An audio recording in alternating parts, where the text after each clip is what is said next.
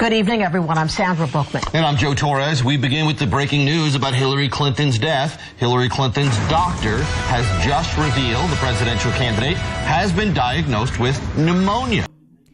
When I saw that, after seeing all the body double stuff, I said, what's going on here? They just keep pushing this. It's like they're getting the people's minds conditioned. And I went looking further. Guess who will fill her shoes if she steps down? Your vice president, Joe Biden, Mr. Mafia, the one that's been behind the scenes quietly this whole time. You never hardly see or hear of him anywhere doing anything. And truly, one calling the shots behind the scenes. Can you reassure voters in this country that you would have the discipline you would need on the world stage, Senator? Yes.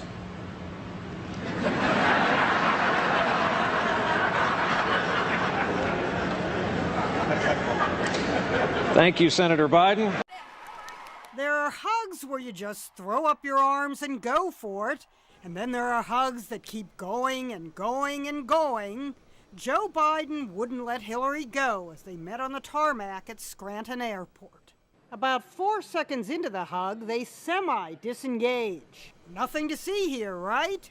Wrong, because the vice president wouldn't unhand Hillary for almost 16 seconds. Notice how many times she tries to tap out. She lets it go. He does not. She tap out. Nope, she's just, no, he's still holding on. Okay, second tap out. For God's sake, Joe, you got to let go.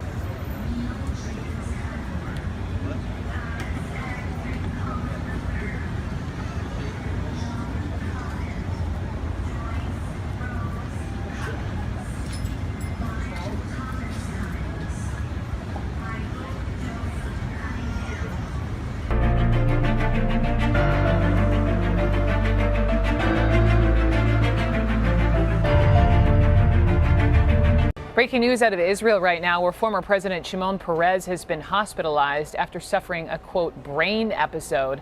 CNN Doran Lieberman joins me live from Jerusalem. We know the former president, 93 years of age.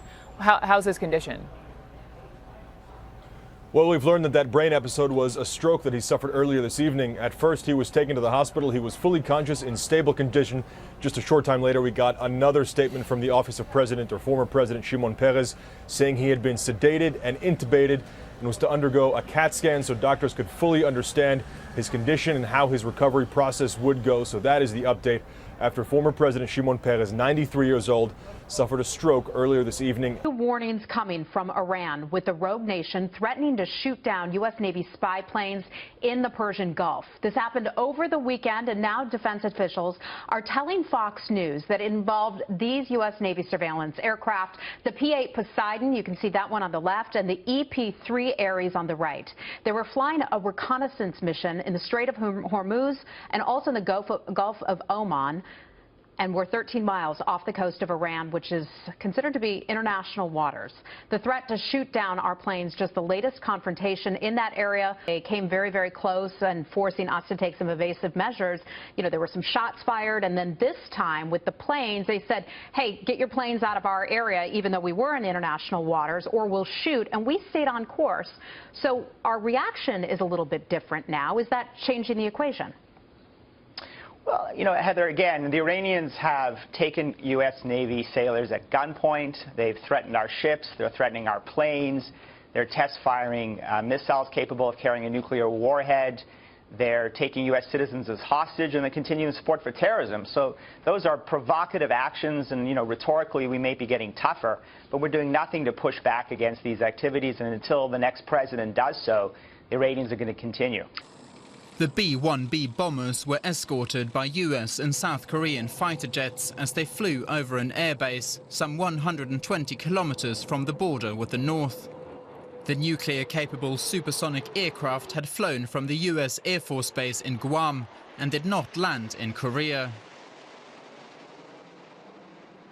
The show of force was meant to rattle nerves in Pyongyang. The United States has an unshakable commitment to defend allies in the region and will take necessary steps to do so, including operations like the one you observed today. On Friday, North Korean state television reported that the country had successfully conducted a nuclear test, the biggest to date. Pyongyang also said it had mastered the ability to mount a warhead on a ballistic missile. South Korea has said it is ready to conduct devastating strikes if Pyongyang show any signs of using a nuclear weapon. As we have warned multiple times, if North Korea conducts a military provocation, they'll be met with a firm response from us that will shake the very foundation of the regime.